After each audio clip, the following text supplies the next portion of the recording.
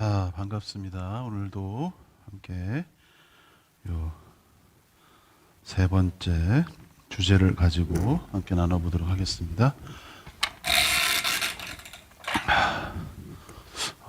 그러고 보니까 기도를 안 한 것 같죠. 우리 같이 한번 기도하겠습니다. 성부, 성자, 성령, 삼위일체 우리 하나님, 오늘도 이 시간들을 통해 주님의 이름만 영광과 찬양과 존중을 받으시기를 간절히 소원합니다.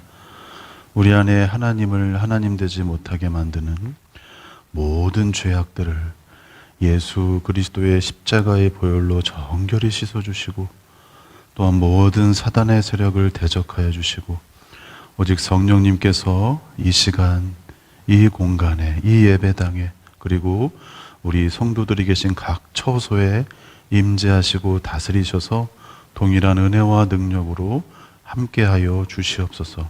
감사하며 예수님 이름으로 기도합니다. 아멘. 자, 오늘 주제는 이제 그 하나님 나라라는 주제로 제가 말씀을 함께 나누도록 하겠습니다. 하나님 나라. 네. 하나님 나라.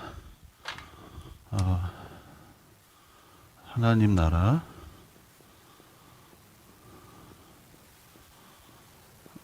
동의어가 이제 천국. 천국식으로 하면 하나님은 나라는 이제 신국으로 부를 수 있고요. 하나님 나라식으로 하면 천국은 하늘 나라라고 할 수 있습니다. 이걸 사실 요렇게 통일하거나 요렇게 통일해야지 일관성이 있는데, 이게 지금 단어적으로는 통일이 안 되고 이렇게 이 두 단어로 교차적으로 쓰고 있어요. 신국이라는 말은 없고, 이 하늘나라라는 말보다는 천국과 하나님 나라라는 말로 이제 쓰이고 있죠, 성경에는. 그래서 우리가 이 하나님 나라가 무엇인가에 대해서 한번 배워보도록 하겠습니다. 제가 지금도 요 내용을 가지고 그 목회자들, 신학생들하고 모임을 하는데요. 주로 이제 이 3시간 정도를 잡아요. 1시부터, 내일도 이제 마지막 시간인데 1시부터 4시인데, 이거를 줄여서 하려니까 이게 제가 모자라서 그런지 하여튼 늘 시간에 쫓겨서 죄송하더라고요. 그죠? 원래 시간이 보니까 한 9시 약간 10여 분 전후로 해서 끝나는 게 제일 좋은 것 같은데, 계속 제가 철판을 깔고 할 수 없을 것 같은 미리 죄송하다고 말씀드리고, 시간 넘어가면 어쩌겠습니까? 또 뵙기가 힘들어지는 거겠죠. 하여튼 농담이고요. 하여튼 열심히 저는 이제 여러분한테 하나의 개념을 좀 형성해 드리려고 하다 보니까 자꾸 이제 뭐라 그럴까요? 이제 아쉬운 거예요. 조금 더 해서 좀 온전하게 드리면 좋은데, 뭔가를 덜어내야 되니까 그게 좀 아쉬운 거죠. 오늘도 최대한 제가 시간을 맞추려고 애를 쓰겠지만, 그 의미 하나는 정확하게 좀 여러분에게 전달이 됐으면 하는 바람이 있습니다. 우리 대부분 이 하나님 나라 천국 그럴 때 아주 구체적으로, 실제적으로 언제 천국을 들어갈까요? 이 주로 이제 방송으로 들으시기 때문에 머릿속으로 한번 대답해 보셔요. 언제 천국에 들어갈까요? 다양한 표현보다는 이제 예수님이 재림하시거나, 아니면 우리가 죽어서 몸과 영혼이 분리돼서 영혼만 가거나, 이제 그렇게 볼 수 있겠죠. 근데 우리 여기 소풍교회에서 이런 내용들이 얼마나 많이 다뤄지는지 좀 모르겠어요. 모르겠어요. 무시한다는 게 아니라 오해하지 마시고 모르겠어요. 그래서 그런 것들을 좀 강조하시는 분들도 있고, 그렇지 않으시는 분들도 있는데, 아주 보편적으로 우리가 소유할 만한 성경적인 하나님 나라관을 지금 한번 저는 이전에 다른 교회에서 혹은 목회자나 성도들과 했던 것처럼 함께 나누겠습니다. 여기는 더 이해하고 계실 수도 있고, 그렇지 못할 수도 있고, 어느 정도 가질 수도 있겠죠. 근데 저는 그냥 했던 대로 한다는 이야기입니다. 그러니까 한번 들어보시죠. 우선은 이 하나님 나라와 천국은 다른 대상을 가리키는 게 아니에요. 여기 분명히 차이가 있습니다. 하나님이냐 아니면 하늘이냐. 그렇죠? 분명히 차이는 있어요. 영어로 하면 뭐 아예 단어 자체가 비슷하지도 않죠. 예?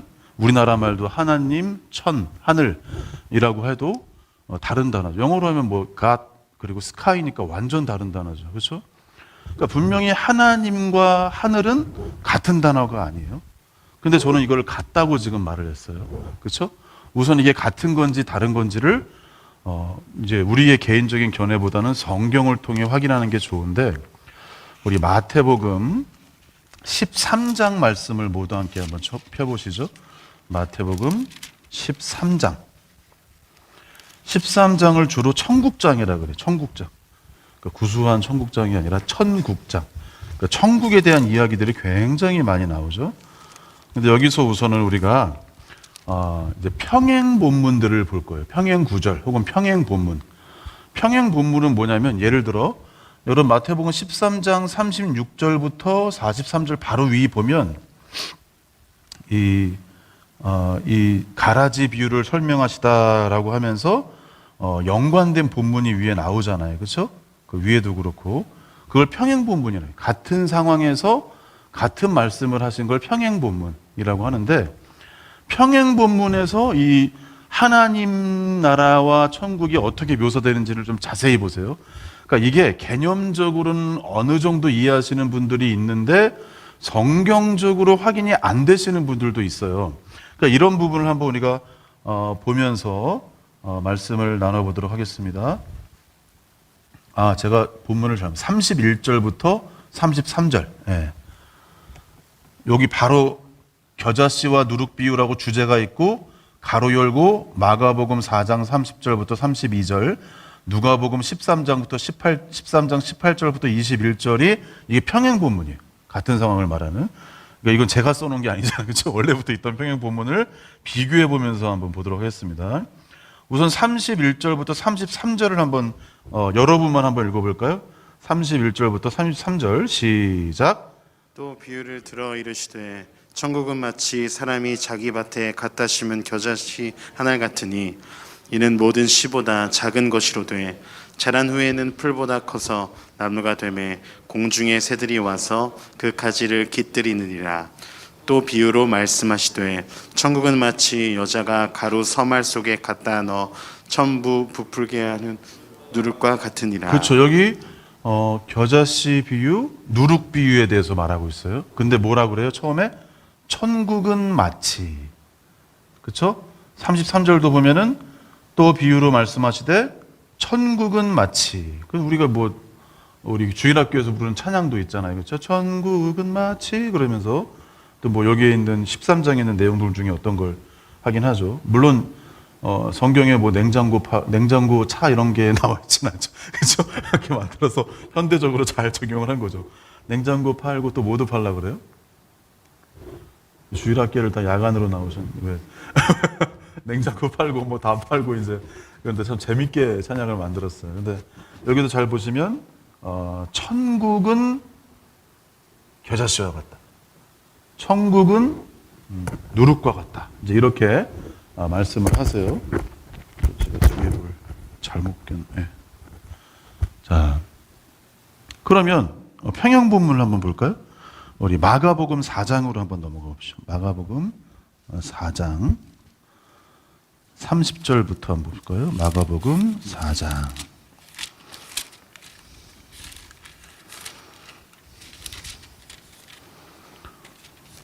마가복음 4장 30절부터 32절까지. 여기는 누룩 비유는 없고 겨자씨 비유만 있습니다. 30절부터 32절. 여러분이 한번 큰 소리를 읽습니다. 시작. 또 이르시되 우리가 하나님의 나라를 어떻게 비교하며 또 무슨 비유로 나타낼까? 겨자씨 한 알과 같으니 땅에 삼길 때에는 땅 위의 모든 씨보다 작은 것이로되 심긴 후에는 자라서 모든 풀보다 커지며 큰 가지를 내나니 공중의 새들이 그 그늘에 깃들일 만큼 되느니라. 자, 여기 보면은 평행 본문이에요. 같은 내용을 말씀하시는데 아까 마태복음에는 뭐라 그랬어요? 무엇은 마치라 그랬어요? 천국이라고 했단 말이죠. 근데 지금 마가복음에는 천국을 뭐라고 말하고 있어요? 분명히 변화된 언어로 말하고 있어요. 하나님 나라. 그렇죠? 천국이라고 마태복음에 했었는데 마가복음에 하나님 나라라고 했습니다. 오늘 좀 구절들을 많이 찾아봐야 돼서 여러분이 좀 빨리 찾아주세요. 누가복음 넘어요. 누가복음 8장을 넘어요.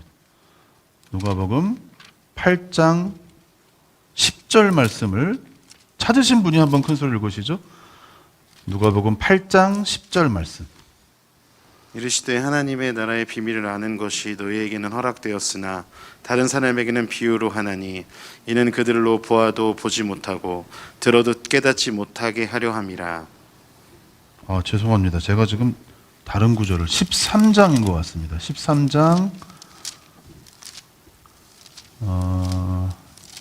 그렇죠. 18절부터 21절. 네, 죄송합니다. 그건 이따가 또 한 번 더 보겠습니다.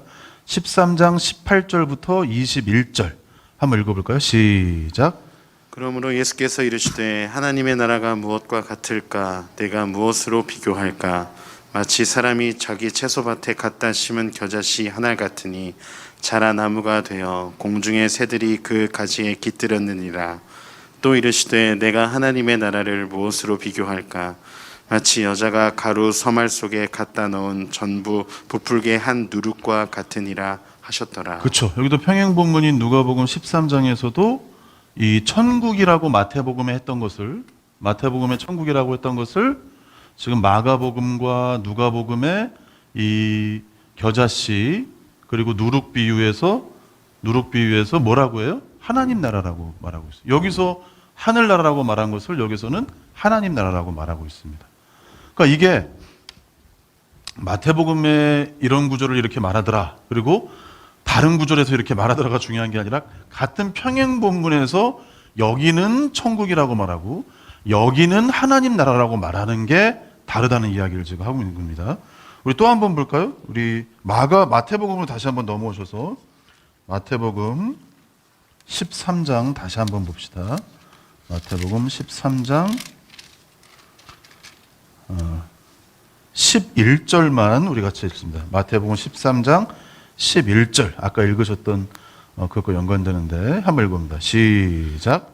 대답하여 이르시되 천국의 비밀을 아는 것이 너희에게는 허락되었으나 그들에게는 아니 되었나니. 그렇죠. 근데 여기도 위에 보시면 마가복음 4장 10절부터가 또 평행 본문이죠. 우리 마가복음 4장 11절을 한번 볼까요? 여기 지금 마태복음에서는 천국의 비밀이라고 말했어요. 근데 마가복음에서는 어떻게 변화될지를 예상하며 한번 볼까요? 마가복음 4장 11절. 자, 같이 한번 읽습니다. 시작. 이르시되 하나님의 나라의 비밀을 너희에게는 주었으나 외인에게는 모든 것을 비유로 하나니. 그렇죠. 여기는 아까 마태복음에서 천국의 비밀이라고 했던 것이 마가복음에서는 하나님 나라의 비밀이라고 바꿔서 쓰는 걸 볼 수 있어요. 또 한 번 누가복음 8장 10절로 한번 넘어가 봅시다. 누가복음 8장 10절. 아까 우리 실수로 읽었던 말씀인데 평행본문으로 봅시다. 8장 10절 한번 읽어봅니다. 다 같이 시작. 이르되 하나님 나라의 비밀을 아는 것이 너희에게는 허락되었으나 다른 사람에게는 비유로 하나니 이는 그들로 보아도 보지 못하고 들어도 깨닫지 못하게 하려 함이라. 그렇죠. 마태복음만 천국, 즉 하늘나라라고 말하고 있고 마가복음, 누가복음은 같은 내용에서 하나님 나라라고 직접적으로 묘사를 하고 있어요. 또 하나 더 찾아볼까요? 마태복음 19장 한번 넘어가 보세요. 마태복음 19장 14절만 한번 볼까요? 마태복음 19장 14절.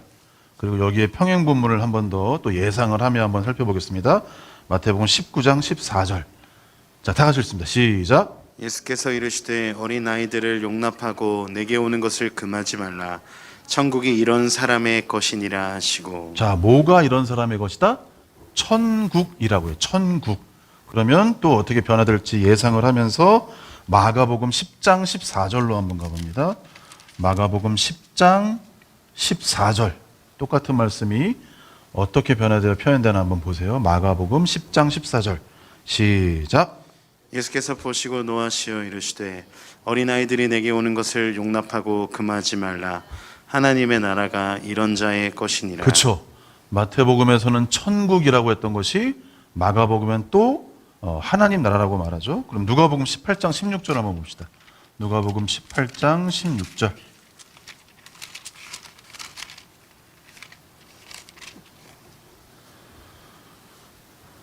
자, 다 같이 읽습니다. 시작. 예수께서 그 어린아이들을 불러 가까이 하시고 이르시되 어린아이들이 내게 오는 것을 용납하고 금하지 말라. 하나님의 나라가 이런 자의 것이니라. 그렇죠. 여러분이 다른 본문이 아니라 이 평행 본문, 같은 상황, 같은 대상에게 하셨다고 알려지는 평행 본문을 보면 자연스럽게 여기를 보시면 천국이라고 했던 것, 즉 하늘나라를 뭘로 묘사하고 있어요? 하나님 나라로 바꿔서 말하고 있어요. 그럼 여러분이 볼 때 마태복음에서 천국이라고 하는 대상과 하나님 나라고 하는 대상이 같다고 볼 수 있어요, 없어요? 당연히 볼 수 있죠. 그렇죠? 같은 대상을 이렇게 표현을 하고 있는 거니까. 같은 대상을 마태복음에서는 천국, 마가복음, 누가복음에서는 더 직접적으로 하나님 나라. 그러니까 이게 여기서 여러분이 보아야 할 게 뭐냐면 여기서 말하는 천, 우리나라 말로는 하늘천을 쓰잖아요. 그 하늘천이 하늘이 아니라는 거예요. 자, 이 말이 우선은 이 다른 것보다 이후에 진행될 내용들을 볼 때 우선은 이 말씀을 잘 이런 수모를 또 제가 당합니다. 네. 자, 괜찮습니다. 자, 무슨 말인지 정확히 이해되시죠? 자, 우선은 여러분이 이해될 게 계속 내용이 진전돼 가는데 여기서 말하는 천이 하늘이 아니에요. 이거는 직접적으로 말할 때 뭘 다르게 표현한 거예요? 하나님이란 단어를 하늘로 표현한 거예요. 그러니까 우리가 천 할 때 이 천이 하늘을 가리키는 게 아니라 원래는 누굴 가리키는 단어다? 하나님을 가리키는 단어예요. 요한복음도 이런 평행 구조는 없지만 이런 천국에 대한 표현이 이 마가복음, 누가복음과 비슷해요. 한번 살펴볼까요? 요한복음 3장을 한번 봅시다. 평행 구조는 아닙니다. 근데 천국을 어떻게 묘사하나 한번 보자는 겁니다. 3장 3절 말씀을 한번 같이 읽어볼까요? 3장 3절 말씀 시작. 예수께서 대답하여 이르시되 진실로 진실로 내게 이르노니 사람이 거듭나지 아니하면 하나님의 나라를 볼 수 없느니라. 5절 하나 넘어가서 5절 예수께서 대답하시되 진실로 진실로 내게 이르노니 사람이 물과 성령으로 나지 아니하면 하나님의 나라에 들어갈 수 없느니라. 사실 이 구절들은 우리가 그냥 쓸 때 다 천국으로 이해하면서 쓰는 말씀들이에요. 근데 여기 잘 보면은 아주 분명한 차이가 있어요. 여기 마태복음은 의도적으로 하늘이라는 표현을 많이 쓰고 마가복음, 누가복음, 이건 평행구절에도 그렇지만 마가복음, 누가복음, 요한복음에서는 직접적으로 하나님 나라라는 표현을 쓴다는 것을 볼 수가 있습니다. 그러니까 마태복음에서 말하는 천국과 마가복음, 누가복음에서 말하는 하나님 나라가 같은 대상이다, 다른 대상이다? 같은 대상이라고 우리는 이 성경을 통해, 특히 평행 본문을 통해 확인할 수가 있는 것입니다. 그러니까 여러분 이걸 알아야 될 게 이 하나님과 하늘이 같은 대상이다. 그러니까 자꾸만 이것을 하늘로 생각하면 안 된다. 그러면 이런 의문이 떠오르겠죠. 그럼 왜 마태복음에서만 하나님에 대한 표현을 저렇게 하늘로 바꿔서 했냐? 그렇죠. 그런 의문이 들을 수가 있겠죠. 그냥 하나님이라고 말하면 되는데 왜 하늘로 바꿔서 했냐? 그것은 대부분의 학자들이 동의를 하는 게 뭐냐면 지금은 물론 마태가 특히 하늘에 대한 어떤 독특한 인상과 이미지와 메시지를 우리에게 전하려는 측면들이 있다 그래서 새로운 연구들이 계속 이루어지기도 해요. 근데 고전적으로 보편적으로 어떻게 이해를 했냐면은 이스라엘은 기본적으로 제3계명에 10계명의 제3계명에 너는 내 하나님 여호와 이름을 망령되게 부르지 말라라는 의식이 있었어요. 그러니까 여러분도 알겠지만 옛날에 서기관들이 성경을 필사할 때 하나님의 이름이 나오면 직접적으로 쓰지 않고 점을 찍고 지나가거나 붓을 빨거나. 근데 어떨 때 보면은 하나님이라는 이름이 굉장히 많이 나올 때도 있잖아요. 그럼 붓을 빨거나 목욕을 하거나 막 이런 사람도 있다고 그러더라고요. 그러니까 그러면은 하나님의 이름이 3번 나오면 3번 목욕을 하는 건지는 모르겠지만, 그래서 지금도 우리가 여호와 혹은 야훼라고 하나님을 부르잖아요. 정확하게 하나님의 이름이 뭔지를 아직도 모른대요.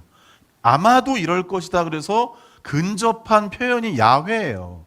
어떤 학자는 야후일 수도 있다라고 말하는 걸 들어본 적이 있어요. 윤용탁 교수님이라는 분이 이제 구약신학 논문집을 모아놨는데, 그래서 하나님의 이름에 대한 이제 연구를 하는데 야후일 수 있다. 그 좀 문제가 돼요, 지금 시대에는. 그렇죠? 왜 그런지 아시죠? 야후라는 포털 사이트가 있어가지고 이게 약간 웃기게 돼버려 이러면. 그러니까 아마도 야후와 야훼의 좀 중간에 어느 정도가 아닐까 싶을 정도로 하나님의 이름을 직접적으로 부르는 걸 꺼렸어요. 그러니까 아예 이름을 안 부르거나, 우리나라도 원래 이 성경, 원래 개역판을 대체하기 위해서 표준세 번역이라는 성경을 우리나라 전체 교단들이 모여서, 학자들이 모여서 번역을 했는데, 거기도 약간 이제 보수적인 진보적인 해석의 다툼 때문에 결국은 예배용으로 쓰이지 못하게 됐죠. 이 표준세 번역이 개정이 된 게 지금 새번역 성경이라고 나와 있습니다. 대한성서공회 사이트 들어가면 다 무료로 볼 수가 있어요. 근데 거기서도 문제가 됐던 게 뭐냐면은, 그래서 한국성서공회라는 걸 보수 교단 몇몇 이제 약간 이제 좀 표현이 그렇지만 좀 작은 교단들이 또 모여가지고 한국성서공회를 만들어서 또 이제 좀 보수적으로 번역을 했어요. 번역을 했는데 그 중에 이슈가 됐던 부분 중에 하나가 뭐냐면, 하나님의 이름을 직접적으로 넣을 것이냐, 아니면 이스라엘 사람들의 용법처럼 그냥 하나님에 대한 대체적인 표현을 쓸 것이냐, 이것도 논쟁이 됐었어요. 가장 이제 논쟁이 됐던 것 중에 하나인데, 그래서 그 내용이 뭐냐면, 주로 이스라엘 학자들은, 사람들은 성경을 쓸 때 하나님의 이름을 다른 말로 뭐라고 불렀어요? 주님이라고. 주. 그러니까 구약에는 아도나이, 신약은 퀴리오스라고 말하는 주님이라고 주로 불렀어요. 이게 하나님의 이름을 부르기가 너무 조심스러워서 하나님의 이름을 주라고 불렀던 거예요. 그러니까 이제 이 히브리 학자들은 주로 하나님의 이름을 직접적으로 쓰는 것보다는 주, 아도나이나 이제 큐리오스나 이런 단어로 하나님을 불렀죠. 그러니까 그런 것들이 약간 문제가 되기도 했어요. 뭐 번역 전체에도 문제가 있겠지만. 그러니까 이 결론적으로 말하고 싶은 건 뭐냐면, 이스라엘 백성들은 하나님의 이름을 직접적으로 부르는 것에 대한 조심스러움이 있다는 거죠. 근데 왜 이런 말을 하냐면, 마태복음의 주 대상이 누구예요? 유대인들이에요. 이스라엘 사람들이에요. 그러니까 여러분이, 제가 군대에서도 제 후임병이 저는 이 기독교 믿기가 너무 힘듭니다. 무슨 말이야? 그랬더니, 아니 군대 고참들 족보 외우기도 힘든데 1장 1절부터 족보 외우라 그러지 않습니까? 그러면서 농담을 하더라고요. 1장 1절부터 쭉 나오잖아요. 그렇죠? 아브라함과 다윗의 자손 예수 그리스도의 계보라. 근데 이 계보를 이제 아브라함이 이삭을 낳고 이삭이 야곱을 낳고 이 역사를 쭉 볼 때 이것을 탁 알아들을 수 있는 사람들이 누구였겠어요? 1장을 봐도 먼저 이 대상이 누군지가 좀 명확하게 드러나죠. 그렇다고 유대인들에게만 쓰고 유대인들만 보라고 한 건 아니지만, 유대인들을 주 대상으로 썼던 복음서가 뭐다? 마태복음이다. 그래서 마태복음에는 그런 하나님 이름에 대한 존중 사상이 유대교적으로 사용됐다고 보는 거예요. 그 아주 보편적인 해석입니다. 그러니까 여기서 마태복음에서는 주로, 다른 복음서들에서는 여러 대상을 보편적인 대상으로 한 다른 대상으로는 그냥 하나님이라는 직접적인 표현을 썼지만, 유대인들이 주 대상인 마태복음에서는 하나님이라는 이름을 직접적으로 부르는 걸 껴왔기 때문에 뭐로 쓰고 있어요? 하늘로 쓰고 있다는 거예요. 마태복음의 특징 중에 하나가, 마태복음은 왕 대신 그리스도, 마가복음은 종 대신 그리스도, 누가복음은 인자 대신 그리스도, 요한복음은 하나님이신 혹은 하나님의 아들이신 그리스도를 증거한단 말이에요. 근데 왕 대신 그리스도를 증거하는데 가장 구약에 대한 인용과 성취가 구체적으로 표현된 것이 또 마태복음이에요. 제가 정확히 아마도 맞는 것 같아요. RT 프란스라는 사람이 쓴 마태 신학이라는 책에서 그런 부분들을 인정을 하면서도 뭐라 그러면, 마태복음은 어떤 복음서보다도 성취의 복음이다. 이 성취의 복음이라는 게 복음서 전체가 성취를 말하죠. 근데 어떤 성취를 말하냐면, 구약에 대한 인용이 가장 풍부한 복음서가 뭐다? 마태복음이라는 거죠. 굉장히 유대교적 특징들이 강하다는 이야기예요. 그러니까 그 유대 사람과 유대교적 특징이 반영되어서 나머지 복음서에는 주로 하나님 나라라고 지칭한 그 대상을 여기 뭐라고 하는 거예요? 하늘나라라, 천국이라고 말하는 거예요. 근데 여러분이 아까도 말했지만 1차적으로 이 천이, 이 하늘이 하늘을 가리키는 게 아니라 누구? 하나님을 가리킨다는 걸 이해하셔야 돼요. 하늘이 아니라 누구라고요? 하나님이라는 거예요. 나라라는 말도 문제입니다. 우리는 조금 더 이런 유물론적 세상과 사고의 지배를 받았기 때문에 나라 그러면 나머지 개념들도 따라오지만 주로 물리적인 지역적인 영역을 생각할 때가 많아요. 우리는 특히 그렇죠. 이게 한반도가 반으로 나눠져서 이 한반도 이남은 남한이고 여기는 북한이잖아요. 그렇죠? 그러니까 우리는 물리적으로 땅을 먼저 생각하는 개념이 강한데, 예를 들어 나라라는 말도 우리나라 사람들이 나라 그럴 때 생각하는 이미지와 이 당시에 예수님 시대의 나라라고 했던 이미지가 달라요.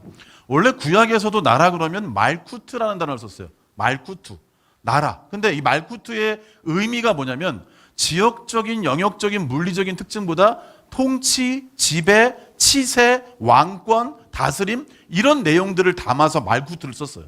그러면 말쿠트가 이제 신약의 언어로 번역이 될 때, 헬라어로 번역이 될 때 만약에 말쿠트의 의미를 존중하지 않았다면, 구약의 개념을 존중하지 않았다면 다른 개념의 의미가 담긴 단어로 번역이 됐겠죠. 근데 말쿠트가 번역된 단어가 바실레야라고 해요.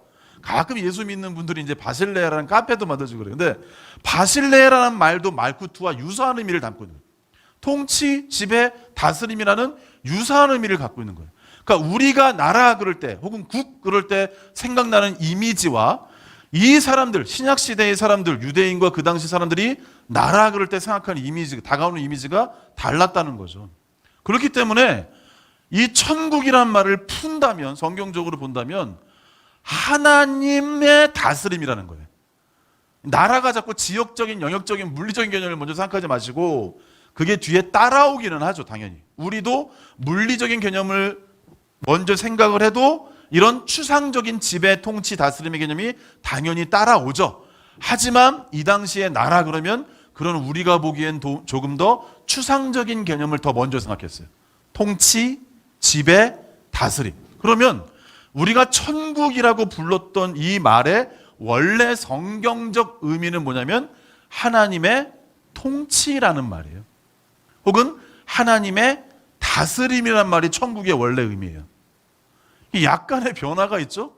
뭐 아시는 분도 있고 모르시는 분도 있지만 하나님의 통치, 하나님의 다스림, 하나님의 왕권도 뭐 쓸 수 있겠죠? 그러니까 여기 하나님이 아니라 만약에 다윗을 썼다 그러면 다윗의 통치예요. 다윗의 다스림이 되는 거예요. 여기 솔로몬이 들어가면 누가 되는 거예요? 솔로몬의 통치죠. 그러니까 하나님이 들어가면 하나님의 나라 그러면 뭐예요? 하나님의 통치, 하나님의 다스림이 천국의 원래 의미예요. 그러니까 여러분이 아니 나는 이렇게 믿기 싫은데 그런 문제가 아니라 성경에 맞서 말하는 천국의 의미가 그런데 어떤 일부 부분들에게는, 일부 성도들에게는 천국이 하늘에 있는 나라라는 생각이 너무 강한 거예요. 근데 그런 개념을 우선은 내려놓으시고 지금 평행 본문을 통해서도 보고 나라라는 어원적 측면을 봤을 때도 그렇고 천국은 하늘에 있는 나라를 먼저 말하는 게 아니에요. 이따 계속 설명이 되겠지만 하나님의 다스림. 따라봅시다. 하나님의 다스림. 하나님의 통치. 이게 천국에 대한 1차적 의미예요. 이거를 이해하지 않으시면 복음서를 제대로 이해할 수가 없습니다. 제대로 온전히 이해할 수가 없습니다. 왜? 이게 다 깔려있기 때문에.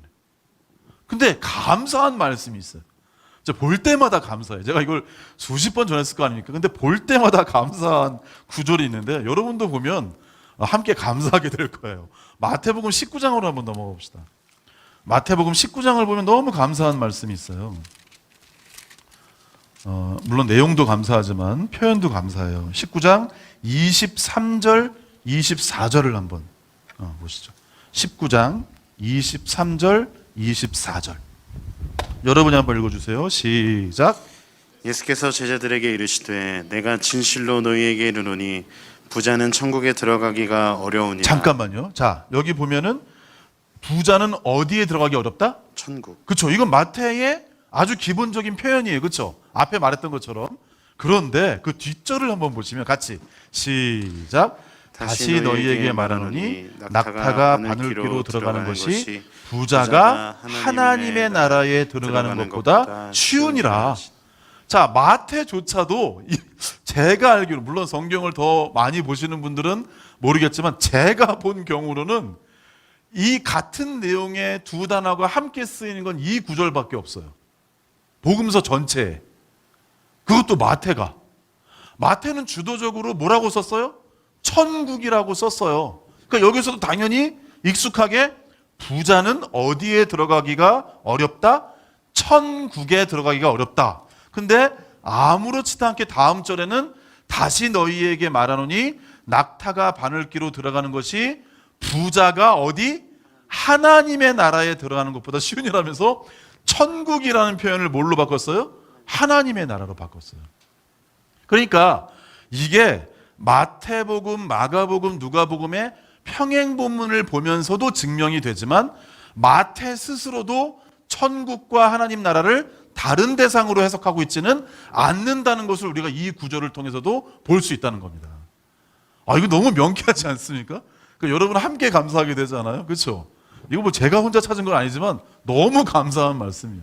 왜냐하면 이런 말씀이 더 우리로 하여금 이 내용에 확신을 갖게 도와주니까 하는 말입니다.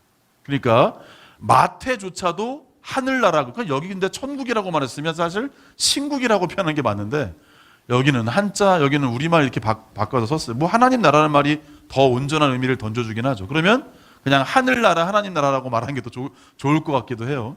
근데 왜 이렇게 놔뒀는지 모르겠어요. 개정을 하면서도. 여하튼 마태도 뭐라고 말해요? 주로 천국이라고 말했던 것을 자연스럽게 뭘로 바꿔서 표현해요? 하나님 나라다. 근데 하나님 나라는 여러분이 자꾸만 하늘나라가 아니라 먼저 뭘 생각해야 된다? 하나님의 통치, 하나님의 다스림을 먼저 생각하셔야 돼요. 그게 성경의 언어예요. 우리의 언어로는 천국 그럴 때 떠오르는 이미지가 있을 거지만 그거는 여러분과 우리가 잘못된 언어고 성경의 언어는 하나님의 나라는 하나님의 통치, 다스림이에요. 제가 이렇게 익숙한 언어를 이렇게까지 말을 할 때는 이게 웬만한 검증이 없이는 이렇게 말 못하잖아요. 그렇죠? 그리고 오히려 제가 늘 말하지만 이런 말을 할 때는 목회자분들이 함께 계시는 게 더 도움이 돼요. 나중에 뭐 미리 전하셨을 수도 있겠지만 더 안전하게 또 이런 것들을 확인시켜 주시니까. 그러니까 여기 볼 때 분명히 이 평행 본문을 봐도 마태복음 안을 봐도 천국과 하나님 나라는 다른 대상이 아니다. 다른 단어가 아니라 같은 대상을 말하는 단어다라고 우리가 확신 있게 볼 수가 있다는 이야기입니다. 자, 그렇게 볼 때 우리가 한번 이 주제를 한번 봅시다. 우리 마태복음 첫 부분을 한번 가볼까요? 마태복음 초입을 볼 때 세례 요한이 이제 메시지를 전하죠. 이게 천국이 얼마나 성경에서 중요한 사상인지를 한번 살펴보겠습니다.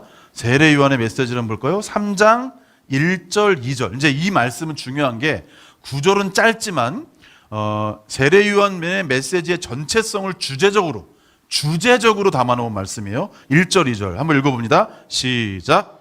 그때 세례 요한이 이르러 유대 광야에 말하되 회개하라 천국이 가까이 왔느니라 하였. 자, 세례 요한이 3장 1절, 2절의 메시지를 전하는데 그 전체 메시지를 어떻게 요약하냐면 회개하라 천국이 가까이 왔느니라. 자, 회개하라 천국이 가까이 왔느니라 하면서 그 구체적인 메시지가 이제 펼쳐져요. 그러니까 이거는 이 말씀이 중요한 건 뭐예요? 전체 메시지의 주제예요. 회개하라. 왜냐하면 3장 1절에 그때 세례 요한이 이르러 유대 광야에서 전파하여 말하되 회개하라 천국이 가까이 왔느니라 하였으니라고 말을 합니다. 그런데 재밌는 것은 저는 이게 같은 말씀인 줄 알았는데 세례 요한도 이렇게 말씀을 전했는데 우리 4장 17절 말씀을 하는 거죠. 4장 17절. 자, 다 같이 한번 읽습니다. 시작. 이때부터 예수께서 비로소 전파하여 이르시되 회개하라 천국이 가까이 왔느니라. 자, 앞에 말씀도 회개하라 천국이 가까이 왔다. 이건 누가 먼저 말을 했어요? 세례 요한도 이 메시지를 전했는데 예수님도 이때부터 예수께서 비로소 전파하여 이르시되 회개하라 천국이 가까이 왔다. 저는 이게 처음에 요한의 말이거나 예수님의 말이거나 같은 구절로 봤는데 이게 대상이 분명히 다른 걸 알았어요. 첫 번째 같은 말이지만 첫 번째 말은 세례 요한이 했던 거고, 두 번째 말은 누가 한 거예요? 예수님이 하신 거예요. 근데 두 분 다 전체적인 주제가 뭐예요? 회개하라. 뭐가 가까이 왔다? 천국이 가까이 왔다. 자, 이 표현을 통해서 우리가 볼 수 있는 게 뭐냐면, 자, 이 말을 잘 들으셔야 됩니다. 천국은 가는 구조가 아니라 오는 구조로 되어 있다는 거예요. 이 말이 더욱더 확연하게 드러나는 말씀이 마가복음 1장입니다. 넘어가 보세요. 마가복음 1장 14, 15절을 넘어옵니다. 마가복음 1장 14, 15절을 여러분이 한번 읽습니다. 시작. 요한이 잡힌 후 예수께서 갈릴리에 오셔서 하나님의 복음을 전파하여 이르시되 때가 찼고 하나님의 나라가 가까이 왔으니 회개하고 복음을 믿으라. 그렇죠. 여긴 조금 더 자세하게 표현됐어요. 때가 찼고 하나님의 나라가 가까이 왔으니 회개하고 복음을 믿어라. 회개하고 복음을 믿어서 어떻게 하라는 거예요? 가까이에 온 하나님의 나라에 들어가라는 말씀이에요. 그러니까 여기 지금 앞으로 살펴보겠지만 하나님의 나라 혹은 천국은, 제가 하나님 나라라고 하건 천국이라고 하건 하나님의 통치와 다스릴 말은 같은 내용으로 보시면 됩니다. 천국은 가는 구조가 아니라 어떤 구조로 되어 있다? 오는 구조로 되어 있다. 이게 먼저 우리의 사고 속에 아주 견고하게 새겨져야 할 내용이에요. 천국은 가는 구조가 아니라 어떤 구조? 오는 구조. 한 번 왔고 예수님의 재림을 통해 완성되는 구조를 갖고 있어요. 천국은 왔고 올 것이다. 이게 천국에 대한 묘사라고 보시면 됩니다. 천국은 이미 왔고 또 올 것이다. 예수님과. 근데 재미있는 게 뭐냐면 요한이 잡힌 후에 예수께서 이제 공생애를 구체적으로 시작하시는 거예요. 그리고 그 메시지의 중심 사상을 말씀하시는 거예요. 그러면서 뭐라냐면 때가 찼고 하나님의 나라가 가까이 왔다. 그러니까 예수님이 세상 가운데 공식적으로 출현하시는 것과 하나님 나라가 가까이 왔는 게 함께 제시되고 있다는 거예요. 그러니까 이 말은 뭐냐면 예수님이 활동하는 것 자체가 곧 하나님 나라가 가까이 온 것과 동의어라는 이야기예요. 다시 한번, 예수님이 활동하시는 것이 곧 하나님의 나라가 가까이 온 것과 동의어라는 이야기예요. 그래서 제가 한번 인용할 말씀이 이 양용희 교수라는 분이 있어요. 에스라 성경신학대학원 대학교 신약학 교수인데 이렇게 표현을 했어요. 하나님의 나라가 이미 구약 시대에도 그림자적으로 활동하고 있었다. 왜? 하나님 나라 하나님이 통치니까. 근데 그게 어떻게 드러나냐면 그림자적으로라는 게 중요해요. 그림자적으로. 왜? 실체는 언제? 예수님을 통해 들어오니까. 근데 하나님은 이미 출애굽이나 바벨론 포로와 같은 사건들 가운데서 그의 백성을 구출하시기도 하고 심판하기도 하는 왕으로서의 통치권을 행사하셨다. 이렇게 말하는 거예요. 구약에도 그러한 하나님의 나라가 있었다는 거죠. 천국이 있었다는 거죠. 근데 실체적인 의미에서, 자, 구약을 그림자라고 말하고 신약의 예수님을 실체적인 의미에서 하나님의 나라는 이렇게 말하면서 뒤에 보세요. 예수의 인격과 사역 가운데 혹은 예수의 인격과 선교 가운데 역사 속으로 들어온 것이라고 말해요. 그러니까 예수님과 하나님의 나라가 분리된 게 아니라 예수의 인격과 사역을 통해 하나님의 나라가 함께 활동하고 드러나고 있다는 거예요. 그러니까 예수님의 사역의 시작과 하나님의 나라가 구체적으로 드러나는 것이 함께 동일시되어 묘사되고 있다는 거예요. 그게 마태복음에도 그렇지만 마가복음 1장에도 때가 찼고 하나님의 나라가 가까이 왔으니 회개하고 복음을 믿어서 어떻게 하는 거예요? 들어가라는 거예요. 들어가라는 거예요. 예수님이 자기가 활동을 하고 세례 요한이 잡힌 다음에 이제 자신의 시대가 구체적으로 시작되었음을 알리면서 메시지의 중심이 여기 보면은 복음을 전파한다 그랬어요. 근데 복음의 전파의 내용이 뭐예요? 하나님의 나라를 전파하세요. 그리고 회개와 믿음을, 복음에 대한 믿음을 말씀하세요. 그러니까 이게 예수님의 전체 메시지죠. 나중에 사도들도 이걸 전할 수밖에 없는 거예요. 그러니까 여러분 여기서 우리가 한 가지 명확하게 될 것은 뭐냐면 하나님의 나라는 가는 구조가 아니라 어떤 구조? 가까이 왔다라고 말하는 오는 구조로 되어 있다라는 것을 여러분이 이해하는 게 필요하다는 겁니다. 근데 세례 요한도 회개하라 천국이 가까이 왔다. 근데 예수님도 회개하라 천국이 가까이 왔다 라고 말을 하는데,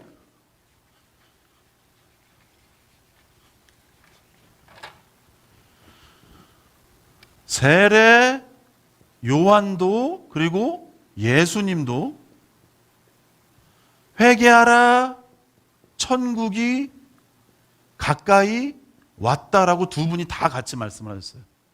그런데 이게 분명히 차이가 있죠. 세례 요한과 예수님이 내용은 똑같은 내용을 전했지만 세례 요한이 이 말을 하는 것과 예수님이 이 말씀하시는 것은 여기는 약속의 의미에서 하는 거고 여기는 성취의 의미에서 하는 거죠. 이 말이 누가복음 16장 16절을 보면 자세히 나옵니다. 한번 볼까요? 누가복음 16장 16절을 한번 보세요. 누가복음 16장 16절.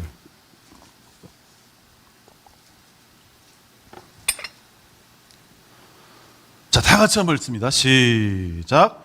율법과 선지자는 요한의 때까지요. 그 후부터는 하나님 나라의 복음이 전파되어 사람마다 그리로 침입하느니라. 자, 율법과 선지자는 누구까지요? 세례 요한까지요. 그 후에는 뭐가 들어온다? 하나님의 나라의 복음이 전파되어 사람마다 그리로 침입한다. 자, 이게 무슨 말이냐면 어떻게 보면 예수님의 메시지와 세례 요한의 메시지가 같아요. 근데 여기서는 구별을 해서 말을 하죠. 이걸 이해하려면 제가 시간을 벌써 50분이 다 돼요. 네. 자, 이거를 어떻게 줄여야 할지 모르겠어요. 하여튼 좀 알아서 제가 끊어보겠습니다. 근데 벌써 50분이 다 돼가네요. 자, 우선은 이거는 이해하시는 게 좋을 것 같습니다. 자, 이게 한번 봅시다. 자, 이렇게 보시면 이게 뭐냐면 메가폰이라고 하나요? 이 메가폰처럼 생긴 것을 구약이라고 한번 생각해 보세요. 그럼 구약에는 여기 지금 원시 복음이 시작돼요. 원시 복음. 이 원시 복음은 뭐냐면 최초의 복음이죠. 여러분이 잘 안 것처럼 최초의 복음이 뭐예요? 이 하나님이 죄 지은 인간과 사단을 심판하실 때 주셨던 말씀이 있죠. 3장 15절에 창세기 3장 15절에 내가 너로, 그러니까 뱀에게 말한 겁니다. 내가 너로 여자의 원수가 되게 하고 네 후손도 여자의 후손과 원수가 되게 하려니, 이 말이 중요하죠. 여자의 후손은 네 머리를 상하게 할 것이요 너는, 그러니까 뱀은 그의 발꿈치를 상하게 할 것이. 이걸 원시복음으로 봐요. 이게 최초의 복음이죠. 자, 이 원시복음이 시작되어서 점점 복음에 대한, 물론 복음만 말하진 않아요. 근데 오늘 포커스를 말하면 하나님 나라에 대한 메시지, 하나님의 나라에 대한 메시지가 언약이라는 방식을 통해 계속해서 펼쳐져요. 그래서 이렇게 중간중간 하나님이 계시를 더하면서 점점 확연하게 미래에 오실 그리스도를 드러내는 구조가 구약의 구조예요. 그러니까 여기에 원시복음이 있고 그 다음에 노아에게 주신 언약이 있어요. 언약, 노아 언약. 간단하게만 제가 말을 할게요. 이거 다 말하면 이것도 몇 시간이 걸리니까. 노아 언약은 뭐냐면은 물론 거기에 이제 어떤 방주 같은 것이 예수님에 대한 구원의 메타포가 될 수도 있겠죠. 근데 하나님이 노아에게 언약을 주시고 어떤 상징을 주셨어요? 무지개를 주셨죠. 근데 무지개를 주시면서 하셨던 말씀이 뭐냐면 한번 볼까요? 이것만 한번 볼까요? 노아 언약 9장 11절을 한번 보시면 제가 읽을게요. 내가 너희와 언약을 세우리니 다시는 모든 생물을 홍수로 멸하지 아니할 것이라. 땅을 멸할 홍수가 다시 있지 아니하리라. 하나님이 이르시되 내가 나와 너희와 및 너희와 함께하는 모든 생물 사이에 대대로 영원히 세우는 언약의 증거는 이것이니라. 내가 내 무지개를 구름 속에 두었나니 이것이 나와 세상 사이에 언약의 증거니라라고 말을 했어요. 여기 노아 언약의 특징은 뭐냐면은 보존의 언약이에요. 따라합시다. 보존의 언약. 보존의 언약이라는 말은 뭐냐면 이제 하나님의 구원 계획이 펼쳐지고 시작되는데 하나님의 구원의 역사가 펼쳐질 이 세상을 멸망시키지 않고 보존하겠다라는 일반 은총적 언약이에요. 나머지 언약들은 다 이 원시 복음적 의미들이 성취되는 의미를 갖고 있는데, 노아 언약만 무슨 내용을 해요? 다시는 홍수로 세상을 멸망하지 않겠다. 아무리 폭염이 뜨거워도, 아무리 코로나가 기승을 부려도 하나님은 세상을 멸망시키지 않겠다고 말씀하셨기 때문에 어떻게든 보존이 될 것입니다. 어떻게 될지는 모르겠지만 어떻게든 보존하셔서 예수님의 재림 때까지는 세상이 멸망하지는 않는다는 확신을 우리는 무엇을 통해? 노아 언약을 통해서 봐줘야 돼요. 근데 노아 언약은 하나님의 구원의 계획이 역사가 펼쳐질 이 세상을 보존하겠다는 보존의 언약이에요. 그 다음부터는 이 원시복음에 대한 내용들이 구체적으로 펼쳐지는 거죠. 기본적으로 복음을 주시고, 그리고 그 복음이 펼쳐질 무대를 주시고, 그런 다음에 계속 언약을 통해 또 이 시대마다 하나님이 자신을 드러내시는 것을 통해서 계속 하나님의 약속을 드러내세요. 확장시키며 드러내세요. 여기 이만큼의 내용을 가지고 다음 언약에 또 진전되고, 이만큼의 내용을 가지고 다음 언약에 진전되고, 근데 이만큼의 내용을 가지고 성령님이 어떤 사람을 구원하시고, 이만큼의 내용을 가지고 성령님이 이 시대에 어떤 사람을 구원하시는 거예요. 그러니까 여기는 계속 앞으로 오실 그리스도를 드러내는 구조를 갖고 있어요. 근데 여기서는 요만큼, 여기서는 이만큼, 여기서는 이만큼. 여러분이 나중에 이사야서나 선지서들을 보면 마치 눈앞에 예수님을 보는 것처럼 묘사를 해요. 그러니까 이게 재밌는 게 뭔지 아십니까? 이스라엘의 역사는 나중에 보면 알겠지만 망해가요. 그렇죠? 망해가고 예수님 시대에는 아예 로마의 지배를 받는 처참한 상황이에요. 대제사장도 누가 임명해? 자기들끼리 임명하는 게 아니라 이 정부에서, 나라에서, 로마에서 정권을 잡고 임명해 주잖아요. 그러니까 대제사장 무리들이 있었어요. 그 당시에는 한 명만 대제사장이 아니라. 그러니까 여러분 보시면 이스라엘은 나라가 멸망해 가는데도 불구하고 하나님의 약속과 구속의 언약은 더 예리하게 살아 움직이는 것을 볼 수가 있어요. 눈앞에 예수님을 보는 것처럼 마치. 여러분 보세요. 노아 언약 다음에 아브라함의 언약이 있어요. 아브라함 언약은 쉽게 말하면 내가 아브라함의 믿음을 보고 그것을 의롭게 여겼다. 그러니까 하나님의 구원 방법이 이전에도 있었지만 하나님이 사람들을 어떻게 구원하신지에 대한 분명한 기준을 더 명확히 드러내시는 게 아브라함 언약이에요. 그럼 뭐예요? 믿음으로 말미암아 의롭게 된다는 거죠. 그래서 나중에 보면 로마서나 갈라디아서에서 뭐라 그래요? 너희의 믿음의 조상은 누구다? 아브라함이 우리의 믿음의 조상이래요. 아브라함은 우리가 아는 만큼의 예수를 확연히는 몰라요. 왜? 요만큼 진전이 되었으니까. 근데 그 예수는 같은 예수죠. 근데 여러분 알아야 돼요? 아브라함이 가진 믿음의 본질과 지금 예수님 시대나 우리가 이 현대에 가진 믿음과 구원의 본질이 다르지 않다는 거예요. 아브라함이 우리의 뭐다? 믿음의 조상이다 라고 말하는 겁니다. 아브라함이 구원받은 방식과 지금 우리가 예수를 믿어 구원받는 방식이 다르지 않다는 거예요. 그 다음에 여러분 모세를 통해 모세 언약이 들어와요. 물론 모세 언약은 굉장히 다양하고 풍부한 의미를 담고 있지만 아주 간단하게 보면은 여기에서는 구원의 방법이 어떻게 될 것인가를 보여준다면 모세 언약은 그것이 한 국가로 확장되는 것을 보여주는 거예요. 이 언약이란 게 보면은 요만큼에서 시작해서 더 넓은 의미로 확장되는 구조를 갖고 있어요. 그러니까 한 국가적 형태로 확장이 되어서 이 국가적 혈통적 이스라엘이 나중에는 무엇을 상징하게 되는 거예요? 예수를 믿는 이방인들과 유대인들이 하나가 되는 영적 이스라엘에 대한 상징이라고 보시면 되는 겁니다. 근데 이 언약이 또 성장을 해서 다윗 언약에 나와요. 다윗 언약의 특징은 뭡니까? 여러분이 나중에 살펴보세요. 다윗 언약은 뭐예요? 내가 다윗을 통해 너의 왕위가 영원히 사라지지 않게 하겠다. 너의 후손을 통해 너의 다윗의 왕권이 영원히 지속되게 하겠다. 그 약속을 하세요. 그 다음에 뭐가 나오냐면 이거 한번 살펴볼까요? 마태복음 한번 봅시다. 간단하게 한번 봅시다. 마태복음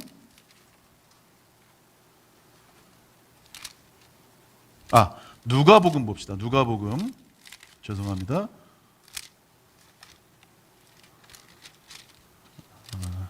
누가복음 1장. 자, 이 말씀 보세요. 31절부터 보면 1장 31절 보면 보라 네가 잉태하여 아들을 낳으리니 그 이름을 예수라 하라. 그가 큰 자가 되고 지극히 높으신 이의 아들이라 일컬어질 것이요 주 하나님께서 그 조상 다윗의 왕위를 그에게 주시리니 영원히 야곱의 집을 왕으로 다스릴 것이며 그 나라가 무궁하리라 라고 말을 해요. 마태복음 1장도 뭐라 합니까? 아브라함과 다윗의 자손 예수 그리스도의 계보라라고 말을 해요. 이게 성취되었다는 거죠. 무슨 말인지 이해가 되시죠? 그러니까 다윗의 언약이 누구에게 성취되는 거예요? 이게 다 예수님을 통해 성취되는 이야기예요. 나중에는 다윗 언약 다음에는 선지자를 통한, 특히 예레미야를 통한 새 언약이 나와요. 이거는 예수 그리스도의 구속의 성취를 통해서 성령님이 우리 안에 어떻게 종말론적으로 함께 하실 것인가를 보여주는 말씀을 드러냅니다. 그러니까 이 언약들이 계속 이어져서 앞으로 오실 그리스도가 어떤 일을 성취하실 것인가를 보여주면서 확장이 돼요. 그런데 그 확장되고 마치 이게 바톤이라면 바톤을 이어받아서 마지막 주자가 누구라는 거예요? 세례 요한이라는 겁니다. 그 바톤의 마지막 주자인 세례 요한은 이제 예를 들어 인천에서 부산까지 간다면 계속 이정표가 보이는 거예요. 여기는 천안입니다, 대전입니다, 대구입니다. 그래서 여기가 바로 부산입니다 라고 말하는 마지막 이정표를 통해 톨게이트를 지난 것처럼 세례 요한은 이 모든 구약의 약속과 언약과 내용을 이어받아서 멀리 오는 그리스도가 아니라 자기 눈앞에 이제 등장하실 이 모든 약속의 그리고 이 구속의 역사의 성취자이신 그리스도를 눈앞에서 소개하는 역할을 가진 게 누구인 거예요? 세례 요한인 거예요. 그러니까 누가복음 16장 16절에서 이렇게 말하잖아요. 율법과 선지자는 누구까지요? 세례 요한까지요. 그 외에는 뭐가 들어온다? 하나님의 나라가 들어온다는 거예요. 그러니까 제가 말했죠. 마태복음 1장에서 세례 요한도 회개하라 천국이 가까이 왔다. 그리고 예수님도 똑같은 말로 회개하라 천국이 가까이 왔다고 말을 하지만 세례 요한은 아직도 구약의 약속과 예언이 마지막으로 모아지는 지점인 거예요. 그러니까 세례 요한까지가 구약인 거예요. 그러니까 그 약속을 이제 맨 앞에 이제 자기의 시대에 자기 눈앞에서 소개하는 역할을 받은 게 누구라는 거예요? 세례 요한인 거예요. 구약 전체 이게 놀라운 겁니다. 그러니까 16장 16절에 율법과 선지자는 세례 요한까지오라고 말하는 게 너무 놀라운 말씀이에요. 근데 누가복음에 아주 재밌는 말씀이 또 있습니다. 한 번 더 볼까요? 누가복음 엠마오 상에서 하신 말씀인데 이걸 한번 보세요. 엠마오 상 누가복음 24장 그 엠마오의 제자들에게 이렇게 나중에 말씀하세요. 25절부터 27절을 한번 같이 읽습니다. 시작. 이르시되 미련하고 선지자들이 말한 모든 것을 마음에 더디민 자. 여기 우선은 선지자들이 예수님에 대해서 말했다고 말하는 거예요. 그러면서 26절 시작. 그리스도가 이런 고난을 받고 자기의 영광에 들어가야 할 것이 아니냐 하시고 그 뒤에 말씀이 중요합니다. 이에 모세와 모든 선지자의 글로 시작하여 모든 성경에 쓴 바 자기에 관한 것을 자세히 설명하시. 그러니까 구약 성경 전체가 누구를 담고 있다는 거예요? 예수님을 담고 있다는 거예요. 근데 이 말씀이 여기서 끝나는 게 아니라 마지막 대화의 장면으로 넘어가 볼까요? 누가복음 마지막 부분 보면 이런 말씀이 있어요. 44절을 보시면 또 이르시되 내가 너희와 함께 했을 때에 너희에게 말한 바 곧 모세의 율법 선지자의 글 시편에 나를 가리켜 기록된 모든 것이 이루어져야 하는 말이 이것이니라 하시고 이에 그들의 마음을 열어 성경을 깨닫게 하시고. 그러니까 우리는 자꾸 구약을 볼 때 모세 이야기, 다윗 이야기, 요셉 이야기 인간을 중심으로 보는데 예수님은 지금 구약을 누굴 중심으로 보는 거예요? 자기를 중심으로 보는 거예요. 모세와 선지자와 율법과 시편에 나를 가리켜 기록된, 이 나는 누구를 말하는 거예요? 예수님을 가리켜 기록된. 그러니까 구약을 제대로 보는 방법은 모세만 보는 게 제대로 보는 게 아니에요. 다윗만 보는 게 제대로 보는 게 아니에요. 위대한 인물들만 보는 게 아니라 그들을 보는 동시에 역사적인 사실과 현실을 보는 동시에 하나님이 자기 자신과 하나님의 계획을 어떻게 펼쳐가는가를 볼 때 우리는 구약을 제대로 본 겁니다. 왜? 지금 그 구약의 해석의 기준을 누가 규정하고 계세요? 예수님이 말씀하고 계세요. 엠마오 도상의 사람들에게, 그리고 지금 사도들에게 내가 모세와 선지자와 시편에 나를 가리켜 기록된 모든 것이 이루어지지 한 말이 바로 이것이다. 내가 죽고 부활했다. 그러니까 이런 구약과 신약의 연관성을 이해하는 것이 너무나 중요합니다. 너무나 중요해요. 자, 마무리를 어떻게 할지를 모르겠어요.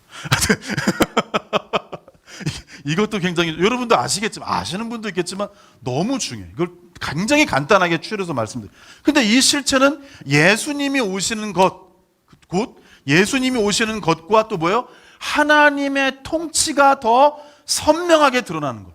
뜻이 하늘에서 이루어진 것 같이 땅에서도 이루어지리라. 어떻게?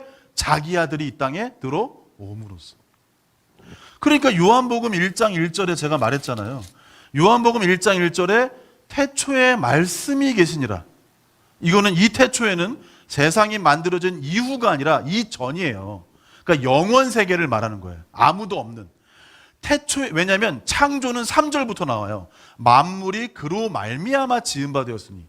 예수님을 창조의 중보자로 주로 말미암아라는 말이 다른 복음서와 서신서에서 동일하게 고백이 돼요. 나중에 한번 찾아보면 이것도 재밌는 말씀입니다. 근데 태초에 말씀이 계시니라.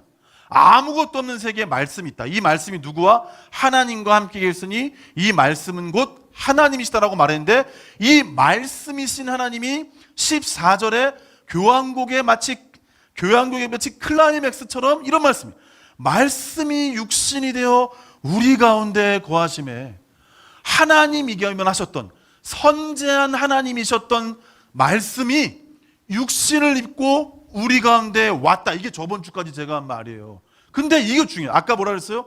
천국은 뭐라 그랬어요? 하늘에 있는 나라가 아니라 하나님의 다스림, 하나님의 통치. 왜 아까 양용희 교수가 이렇게 말을 했잖아요. 구약에는 그림자적이다. 근데 신약은 실체다는 말이 뭐냐면, 하나님이 이 세상 밖에서 통치하고 다스린 게 아니라 하나님이, 아들이신 하나님이, 성자이신 하나님이 몸을 입고 이 세상 속에 들어오신 거예요. 그러니까 하나님의 통치가 간접적인 것이 아니라, 굳이 표현을 하자면 간접적인 게 아니라 아예 몸을 입고 이 땅에 들어와서 실제적으로 하나님 나라가 시작된 거예요. 왜? 하나님의 나라는 하나님의 통치라고 했잖아요. 근데 하나님이신 분이 아예 육신을 입고 이 땅에 온 거예요. 이 땅에 왔다는 거 뭐예요? 아까 앞에 마태복음에, 마가복음, 누가복음에 말했던 것처럼 하나님의 나라가 가까이 왔다. 어떻게? 말씀이 육신이 되어 우리 가운데 거하심으로. 근데 여러분이 아까 볼 수 있겠지만, 이렇게 짧게 하면 안 되긴 하지만 어쩔 수 없이 요약적으로 말하면, 하나님의 나라가 이미 왔지만, 이미 왔어요. 이미 왔지만 하나님의 나라는 겨자씨의 비유처럼 점점 자라가고 누룩의 비유처럼 점점 커지는 거예요. 겨자씨 비유는 외형적인 확장을 보여주고, 누룩의 비유는 내적인 확장을 보여주는 거예요. 외형적으로 내적으로 하나님의 나라가 확장되고 완성되어가는 구조예요. 그러니까 이미 시작되었지만 아직 완성되지는 않았다라고 보는 거예요. 이걸 already, not yet, 이미 그리고 아직 아닌이라고 말하는 거예요. 예수님의 처음 오심, 초림을 통해 하나님의 나라가 이 땅에 오고, 왜? 말씀이 하나님이신 분이 이 땅에 들어왔으니까. 그런데 초림을 통해 하나님의 나라가 이 땅에 시작되었고, 재림을 통해 하나님의 나라가 어떻게 돼요? 완성이 되는 구조를 갖고 있는 거예요. 여기를 현재성이라고 말하고 여기를 미래성이라고 말하기도 해요. 그러니까 하나님의 나라는 점점 어떻게 해요? 자라가고 나중에 아직 언젠가 예수님의 재림을 통해 이게 완성이 되는 구조를 갖고 있다는 거죠. 그러니까 하나님 나라가 왔는데 그럼 우리가 어떻게 하나님 나라 들어가냐? 예수를 믿어, 회개하고 예수를 믿어 예수님이 들어오게 하신, 자, 예수님이 이 땅에서 천국의 말씀을 통해, 김홍전 목사님은 word revelation, act revelation의 말로 예수께서 자기를 드러내는 동시에 천국을 드러냈다. 말씀으로, 언어로, 그리고 행위로 천국의 특징이 드러나는 거예요. 산상수훈 5장 7장 같은 말씀으로 천국 백성의 특징이 무엇인가를, 그리고 재밌게도 8장, 9장에서는 10가지의 기적이 나타나요. 근데 그 두 가지를 쌓여있는 말이 뭐냐면 예수께서 천국 복음을 전파하시며 그 산상순이 시작되기 직전에 천국 복음을 전파하시며 병든 자들을 고치시니라. 근데 9장이 끝나는 지점에도 천국 복음을 전파하시며 병든 자들을 고치시더라. 샌드위치 구조로 돼 있어요. 산상순이 시작되기 전에, 그리고 5장, 6장, 7장에서 산상순이 끝난 다음에 8장, 9장에서 예수님의 기적의 이미지가 나온 다음에 똑같은 말씀, 천국 복음을 전파하시며 약한 것들을 고치시니라고 샌드위치 구조로 돼 있어요. 그러니까 예수님은 이 땅에 뭘 보여준 거예요? 단지 사람들이 잘 고쳐진다, 배부르다, 귀신 쫓아냈다, 병든 사람이 없다, 심지어 죽은 자들이 살았다. 이 모든 내용들을 묶는 주제가 뭐라는 거예요? 하나님의 통치가 여기에 왔다라는 걸 보여주는 거예요. 이 죄와 사단이 지배하는 나라에 하나님의 통치가 와서 죄와 사단이 일으킨 결과물들을 말씀으로, 치유로, 귀신 쫓음으로, 죄 용서함으로, 죽은 자를 살림으로 하나님의 나라가 여기 와서 죄와 사단의 나라를 정복하는 실체를 보여주는 거예요. 근데 그 모든 것이 완전히 완성되는 것은 어디예요? 여기서가 아니라 예수님이 재림할 때 이루어지는 거예요. 지금 이해가 잘 하시는 것 같아요. 저는 마음이 급하지만, 그러니까 제가 이 구절을 읽으면 요한계시록 21장 말씀을 보면 이런 말씀이 있죠. 마지막 예수님이 재림할 때 일어날 일을 보는 거예요. 이런 말씀이 있어요. 또 내가 새 하늘과 새 땅을 보니 처음 하늘과 처음 땅이 없어졌고 바다도 다시 있지 않더라. 또 내가 봄에 거룩한 성 새 예루살렘이 하나님께로부터 하늘에서 내려오니 그 준비한 것이 신부가 남편을 위하여 단장한 것 같더라. 근데 그 다음 말씀 보면 내가 들으니 보좌에서 큰 음성이 나서 이르되 보라 하나님의 장막이 사람들과 함께 있음에 하나님이 그들과 함께 계시리니 임마누엘의 완성이에요. 그들은 하나님의 백성이 되고 하나님은 친히 그들과 함께 계셔서 모든 눈물을 그 눈에서 닦아주시니 다시는 사망이 없고 애통하는 것, 곡하는 것, 아픈 것이 다시 있지 아니하리니 처음 것들이 다 지나갔음이란 말이에요. 자, 예수님 시대에 일어났던 기적이 지금 시대에 동일하게 일어납니까? 어떤 사람에겐 분명히 응답을 주세요. 하지만 예수님 시대에 예수님이 살던 지역 전체에 뭐 반경 10km라고 봅시다. 이게 얼마나 이상한 시대예요. 병든 자가 없어요. 귀신 들린 자가 없어요. 근데 이러한 특징은 이 시대에 다 일어날 게 아니라 예수님은 하나님의 나라를 증거하고 선포하면서 지금 주도적으로 일어날 일과 예수님이 재림에서 주도적으로 일어날 일을 함께 공생애를 통해 보여주고 계신 거예요. 근데 이 하나님의 나라는 주제를 빼버리면 자꾸 기복주의로 빠지거나 신비주의로 빠지거나 은사주의로 빠지거나 그렇게 되어버릴 수밖에 없습니다. 예수님의 말씀과 행위의 모든 주제를 묶으면 뭐라는 거예요? 하나님의 나라예요. 그것이 이 땅에서 활동하고 있다는 거예요. 엄밀한 의미에서 그럼 하나님의 나라는 언제 가냐? 여러분이 예수님을 믿을 때 우리가 지금 어디로 구체적으로 들어와 있는 거예요? 하나님의 나라에 들어와 있는 거예요. 그래서 하나님의 구체적인 통치를 받는 곳에 있는 거예요. 그럼 예수님 지금 없는데 어떻게 통치받냐? 예수님이 주신 말씀과 예수님의 영이신 성령을 통해, 즉 말씀과 성령을 통해 하나님의 통치가 계속해서 확장되고 우리 안에 이루어지고 있는 거예요. 그러면 죽으면 가는 곳은 뭐냐? 우리 초기에 박형룡 교수님이나 우리 이 총신의 이 초기 신학자 중에 한 분이 있었죠. 박형룡 교수님이나 박유선 교수님 같은 경우는 천국이라는 말을 가려서 썼어요. 그게 뭐냐면 예수님을 통해 여기 온 것을 천국이라고 말하고 죽으면 영혼과 육이 분리해서 가는 곳은 천당이라고 썼어요. 그 기록들을 보면 아십니다.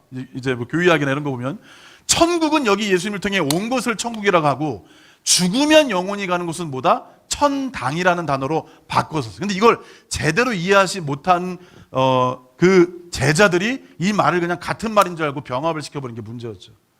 박형준 교수님 같은 경우는 명확하게 천국, 이 땅에 온 것은 천국이라고 말하고 죽으면 가는 곳을 천당이라고 말했어요.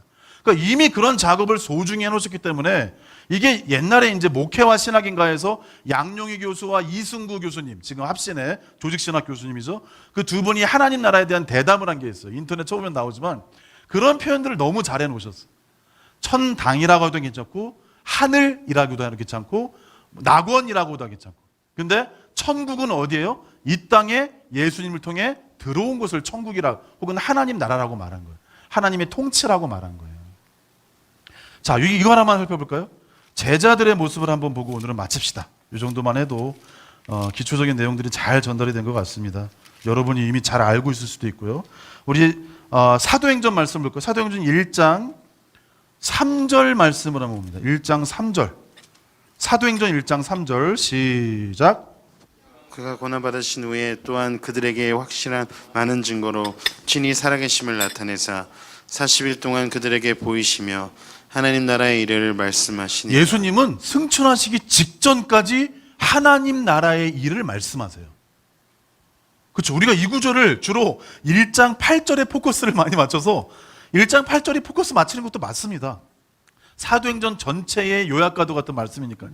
그런데 예수님이 승천하시기 직전에 40일 동안 부활의 몸으로 같이 계실 때 하나님 나라의 일을 말씀한다고 분명히 말을 해요. 그 예수님의 주제는 바뀌질 않아요.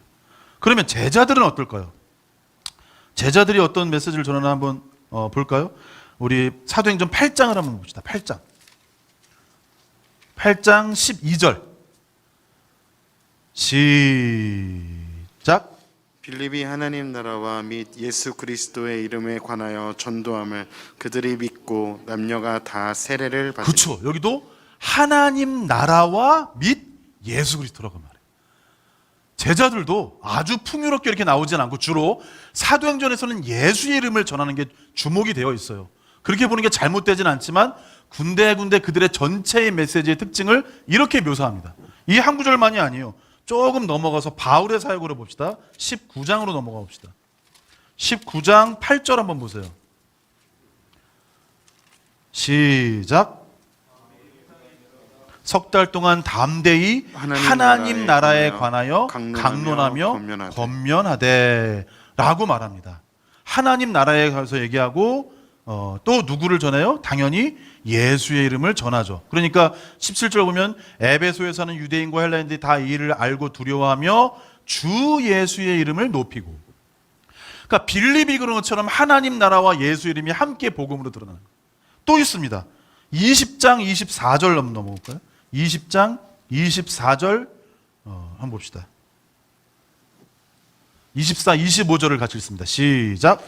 내가 달려갈 길과 주 예수께 받은 사명 곧 하나님의 은혜의 복음을 증언하는 일을 마치려 하면은 나의 생명조차 조금도 귀한 것으로 여기지 아니하노라. 보라, 내가 여러분 중에 왕래하며 하나님의 나라를 전파하였으나 이제는 여러분이 다 내 얼굴을 다시 보지 못할 줄 아노라. 주 예수 그리스도의 하나님의 은혜의 복음을 전하는 동시에 또 뭘 전해요? 하나님의 나라를 전파했다고 말해요. 이건 주제입니다. 주제. 그러니까 내가 전하는 메시지의 전체 주제가 뭐냐? 예수 그리스도와 하나님 나라라는 거예요. 근데 이게 마지막 장에도 나옵니다. 우리가 이걸 주의 깊게 안 보는 경향이 있는데 28장 23절을 보세요.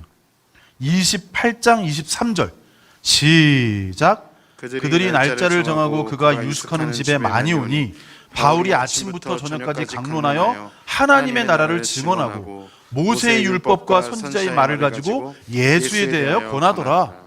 근데 재밌는 건요, 마지막 절을 한번 보세요. 시작. 하나님의 나라를 전파하며 주 예수 그리스도에 관한 모든 것을 담대하게 거침없이 가르치더라. 물론 하나님 나라라는 말이 지금 읽은 게 전부예요. 5번 정도. 하지만 이것이 굉장히 중심적인 주제로 메시지가 전해진다는 걸 우리는 확인할 수가 있다는 이야기입니다. 그러니까 결국은 예수님의 메시지의 중심도 자기 자신과 예수님 입장에서 자기 자신과 하나님의 나라를 전했던 것처럼 사도들도 초대교회도 뭘 전한 거예요? 예수님과 하나님의 나라를 전하는 모습을 보였어요. 근데 그 하나님 나라의 내용에 대한 집약이 어디에 있다? 산상수훈 5장부터 7장, 마태복음 5장부터 7장의 산상수훈에 천국 복음과 가르침의 실체가 있고 8장 9장에서는 그 천국이 어떻게 죄와 사단의 지배를 극복하고 귀신을 쫓아내고 병든 자를 고치는가를 보여주는 거죠. 그러니까 여러분이 마태복음 5장부터 9장을 보면 하나님 나라가 어떻게 활동하는 것에 대한 기초적이고 기본적인 이해를 가질 수 있다는 거예요. 여러분, 하나님의 나라는 죽어서 가는 곳이 아닙니다. 죽어서 가는 곳은 뭐라 그러냐? 성도들의 중간 상태예요. 연옥이 아니에요. 연옥은 천주교에서 아직 덕을 다 쌓지 못한 성도들이 징계를 받고 풀려나요. 뭐 100년 살다가 1000년 살다가 혹은 예수님이 오시면 다 풀려난다고 말하죠. 중간 상태는 한 번 죽는 것은 사람에게 정하신 것이요 그 후에는 심판이 있으라고 말했던 것처럼 우리가 죽으면 바로 심판받고 신자는 신자의 중간 상태로, 불신자는 불신자의 중간 상태로 가는 거예요. 신자의 중간 상태는 뭐다? 천당 혹은 하늘, 혹은 예수님이 옆에 있는 강도에게 뭐라 그랬어요? 네가 오늘 나와 함께 어디에 가리라? 낙원에 있으리라. 낙원, 이렇게 표현할 수 있어요. 근데 신자의 중간 상태는 영원히 주님과 함께 있는, 영혼만 주님과 함께 있는 대기적인 상태. 왜? 미래의 부활을 기다리기 때문에. 대기적인 천국의 복락을, 천당의 복락을 누리는 상태고, 대기적인 완성될 천국의 복락을 누린다고도 볼 수 있죠. 그리고 불신자들의 영혼이 가는 곳은, 불신자의 중간 상태는 어디예요? 그냥 지옥이라고 해요, 성경에서는. 성도들에게만 천국이냐 천당을 나누는 거예요. 자, 제가 천당 그럴 땐 여러분은 통합해서 써도 저는 분리해서 쓰는 겁니다. 천국은 예수님을 통해 이 땅에 임한 것을 말하고, 천당은 죽어서 영혼이 가는 것을 말하는 거예요. 그렇죠? 이 천당이 혹은 하늘이 혹은 낙원이 여러 가지 의미로, 혹은 아브라함의 품이라고도 하고, 바울은 그리스도와 함께 있는 상태라고도 말을 해요. 자, 여하튼 영혼이 가는 그 하늘, 천당이 신자들의 중간 상태고, 불신자들의 중간 상태는 어디예요? 지옥입니다. 영혼이 지옥의 고통을 경험하다가 나중에 그 불신자들도 부활해서 함께, 성도는 영광의 부활로, 불신자는 심판의 부활로 나뉘어지는 개념을 갖고 있는 거죠. 자, 이게 어떻게 보면 하나님 나라에 대한, 종말론에 대한 기본적인 그림이라고 보시고, 우리가, 여러분이 예수를 진정으로 믿었다면, 회개하고 복음을 믿으라는 예수님과 사도들의 메시지에 순종해서 예수를 진정으로 믿었다면, 우리는 지금 누구의 지배 속에, 구체적인 지배 속에 있는 거예요? 하나님의 통치 속에 있다는 거예요. 성경에서 말하는 천국이 우리 안에 이미 시작이 되었고, 영적인 나라인, 영적인 통치인 천국의 통치 속에 들어와 있다는 이야기입니다. 그렇다면 우리의 교회들의 특징은 뭐예요? 이 세상의 어떤 사상적, 철학적, 그들이 말하는 축복적 혹은 정치적 개념을 가지고 와서 이것이 마치 하나님이 원하시는 것처럼인 거 말하는 게 아니라, 예수님이 보여주신 천국의 가치를, 특히 산상수훈에서 보여주신 5장, 6장, 7장에서 보여주신 그 천국의 가치를 드러내는 그런 교회의 모습으로 세워지는 것이 주님이 우리를 향한 간절한 기대라는 겁니다. 하나님의 통치가 온전히 머무는 곳, 성도들 안에 그 하나님의 통치가 있고, 성도들은 그 하나님의 통치를 받아들여서 하나님 앞에 성령과 말씀에 순종하는 삶을 통해서 이 세상에서 볼 수 없었던 천국의 하나님의 통치와 다스림이 우리 가운데 있음을 드러내는 공동체가 뭐가 있는 거예요? 교회가 돼요. 여러분, 저도 그렇지만 언제 저를 또 만날 수 몰라요. 그렇죠? 우리 목사님들도 너무 좋으시고, 담임 목사님도 이런 분을 전 잘 못 봤어요. 괜히 하는 말이 아니라. 어차피 전 다음 주에 끝나니까 제가 아부 떨 일이 없습니다. 너무 편안하게 대해주세요. 근데 우리 모두가 이 땅에 존재하면서, 살아가면서 하나님의 이름을 부르고 예수 이름을 부르고 말씀을 생각하고 성령을 부르면서 이 땅의 가치와 축복이 아니라, 그것을 안타깝지만 어떨 때는 잃어버리더라도 천국의 가치와 영광을 드러내는 곳에 온전히 마음을 모으는, 그리고 그것에 헌신된 삶을 살아가는 제가 되고 또 우리가 되고 우리 교회가 되기를 간절히 기도할 때가 아닌가 싶습니다. 자, 이제 우리 오늘 교리 강좌를 끝내고 이제 질문을 받도록 하겠습니다. 구약의 든든한 믿음의 선조들은 달려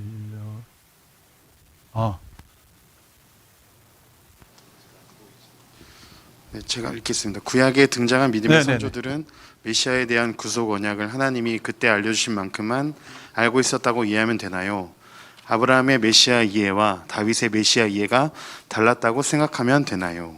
그렇죠. 네, 잘 보셨습니다. 왜냐하면 계속 예수님에 대한 정보가 계시라 그러는데 좀 쉽게 말하면 정보가 확장되어 가고 있으니까 그래서 그것을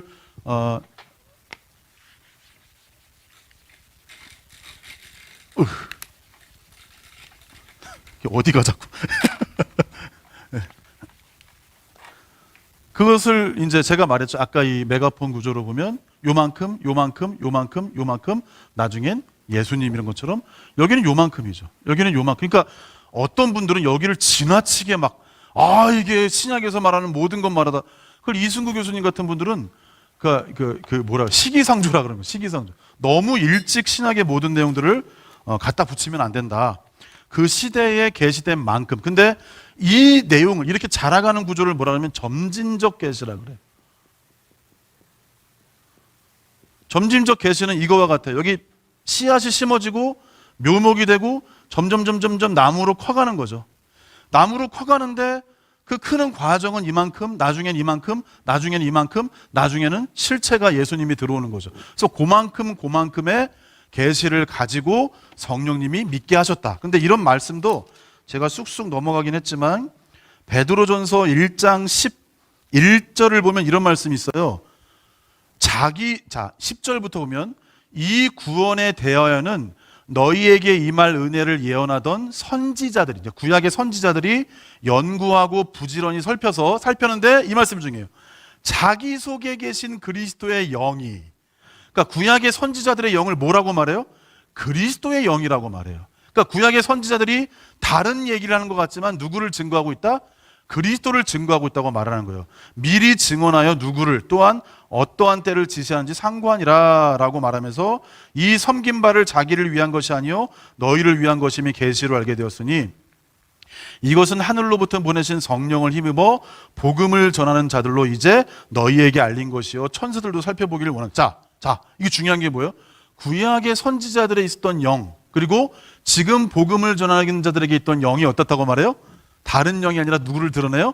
그리스도의 영이시라는 거예요. 그런데 이 점진적 계시는 아까 말했듯이 조금씩 자라나는 구조를 갖기 때문에 아직 확연하게 드러나진 않지만 나중에 이 묘목이 자라고 자라서 거대한 나무가 되었어도 다른 씨로부터 시작한 게 아니라 이게 누구를 가리키고 있는 거예요? 다 예수를 드러내고 있기 때문에 그만큼의 계시를 성령님이 사용하셔서 밝혀주시고 이 내용을 성령님이 적용하셔서 앞으로 오실 그리스도를 믿겠다라고 보시면 됩니다. 네, 그래서 그렇게 이해하시면 된다는 이야기입니다. 점진적으로 자라가니까. 또 있습니까? 질문 1이라고 해놓으셨는데 또 있습니까?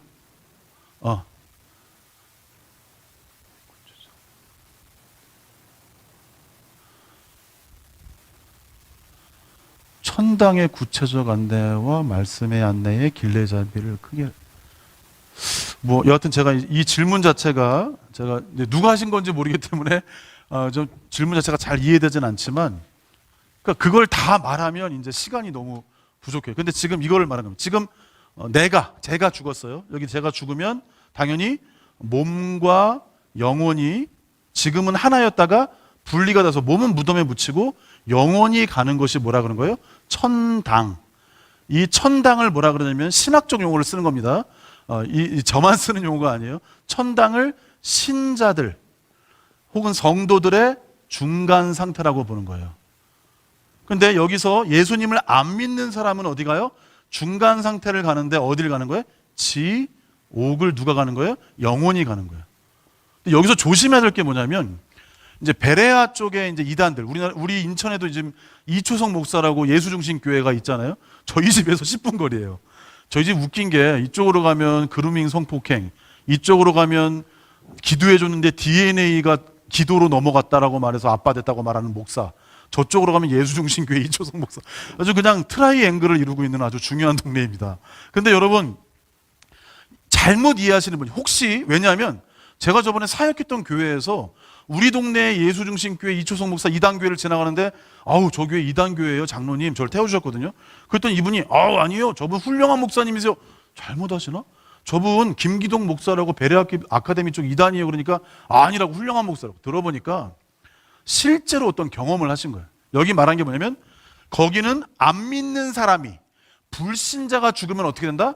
구천을 떠돈다고 말해요. 이게 샤머니즘이죠. 그래서 어떤 사람 안에 들어가기도 한다는 거지. 무당들에게 들어가고 사람들에게 들어가는데 예전에 이런 거 있잖아요. 어떤 사람 안에 들어가서 자기 뭐 죽었던 뭐 조카 흉내를 낸다거나 할머니 흉내를 내거나 그런 걸 경험하니까 아 이거는 거짓말이 아니라 진짜라고. 여러분 그렇게 심각한 오류를 가지신 분들이 있어요. 여러분 이걸 아셔야 된다. 안 믿는 불신자가 죽으면 구천을 떠도는 게 아니라 어딜 가요? 지옥을 가요. 제가 그래서 장로님한테 점잖게 말씀드렸어요. 장로님 그러면 히브리서 9장에 한 번 죽는 것은 사람에게 정하신 것이요 그 후에는 심판이 있다는 말씀은 어떻게 생각하십니까? 여쭤봤더니 아유 그러더니 말씀은 말씀이고 뭐 현재는 현재고 뭐 그렇게 하시더라고. 여러분 영적인 세계를 몇 가지 경험했다고 그걸로 자기들의 지도를 만드시는 분들이 굉장히 많아요. 여기 지금 이 동네에 바로 100m 반경에 여러분 누가 사는지 아십니까? 우린 몰라요. 저도 우리 동네 나가자마자 새로운 사람들을 만나. 조그만 동네인데도. 영적인 세계는 얼마나 더 눈에 보이지 않고 이해하기 힘들겠어요. 근데 자기들이 한 몇 가지 경험들을 가지고 마치 그 세계를 잘 파악하는 것처럼 착각을 하시는 분들이 너무나 많아요. 제가 만나는 분들 중에도 그런 분들이 굉장히 많습니다. 지금도 체험만 말하면 진짜 우주를 유행하고 여기서 간증하면 다 우와 그럴 정도로 그런 분들이 제자훈련을 받고 계세요. 그러면서 저 그렇게 하시면 안 됩니다. 그러고 있죠. 근데 이 사람들도 그런 사람들이에요. 자기들이 경험한 귀신이 곧 뭐라 그러는 거예요? 불신자가 구천에 떠돌아서 어디 들어간다는 거죠. 이거는 완전히 잘못된 겁니다. 그렇기 때문에 여러분 무덤가 지나가도 뭐 본능적으로 무서움이 있지만 너무 무서워하지 않으셔도 돼. 거기서 뭐가 나오는 게 아니에요. 그 영혼은 다 어디 갔어요? 우리가 귀신이라고 믿는 영혼은 다 지옥에 가 있는 거예요. 안 믿는 영혼은. 믿는 영혼은 천당에 가 있고. 근데 이 중간 상태의 영혼만 있다가 좀 자세히 제가 넘겨 짚어서 설명을 해드리면 원래 영혼만 있는 상태는 하나님의 형상의 온전한 모습이 아니에요. 하나님이 인간을 만들 때 육체와 영혼을 하나인, 전인 혹은 통일체라고 말하는 걸 만들기 때문에 영혼은 대기적인 상태예요. 그래서 중간 상태야. 이미와 아직의 중간에 있기 때문에 중간 상태예요. 그래서 영혼만 존재하는 게 완전한 상태가 아니라 나중에 예수님이 재림해서 신자이건 불신자이건 몸을 입는 것이 최종적인 상태예요. 그래서 몸과 영혼이 하나 된 상태에서 산자는 산채로 부활을 하겠지만 죽은 자들은 새로운 몸을 입고 완전한 지옥의 저주로 심판으로 완전한 천국의 기쁨, 천당이 아니라 천국의 기쁨으로 돌입하게 되는 것이 예수님의 재림과 부활과 함께 일어난 일입니다. 여기에 대기적이라고 말한 이유는 중간 상태는 영혼만 존재하기 때문에 예수님도 우리의 영혼도 예수님도 죽으신 다음에 분명히 강도와 함께 회심한 강도와 함께 낙원에 있으라 그랬어요. 낙원에 있으니까 자꾸만 그런 사람들 있잖아요. 지옥에 가서 예수님의 승리를 선포했다. 그거 잘못된 개념이에요. 분명히 예수님이 오늘 네가 나와 함께 낙원에 있으리라라고 말씀하셨기 때문에 죽으신 다음에 잠시 낙원에 계시고 3일 뒤에 몸으로 돌아오셨다라고 보는 게 정상적인 개념이에요. 그렇기 때문에 누구도 영만 존재하는 건 천사들의 정상적인 상태지 천사들은 원래 육체를 가진 게 정상적인 상태가 아니에요. 영적인 존재이기 때문에 모양이 없어요. 가끔 인간의 모습으로 날개를 달리는 영적인 존재의 모습으로 나타나는 거지. 그렇기 때문에 영만 가진 것은 천사들의 특징이지 인간들은 몸과 영혼을 가지기 때문에 하나님이 마지막에 이 세상을 회복하실 때 이 세상의 원형과 함께 인간의 원형도 함께 부활을 통해 회복하신다. 그렇게 보시면 되는 겁니다. 그래서 대기적인 상태라고 말하는 겁니다. 또 있으십니까? 없습니다. 예. 여기까지 하겠습니다. 수고들 하셨습니다. 네.